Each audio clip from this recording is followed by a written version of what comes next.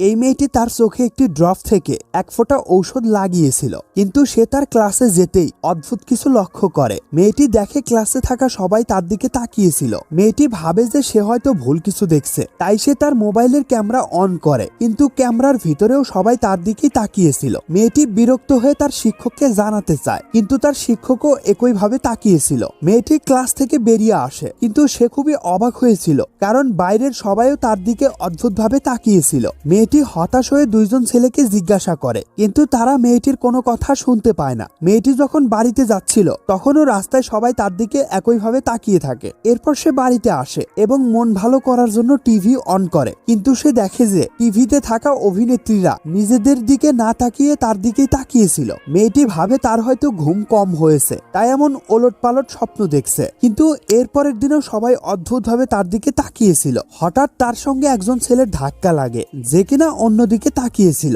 এই ভিডিওটির পার্ট 2 দেখার জন্য একটি লাইক দিয়ে কমেন্ট করে জানাতে পারো।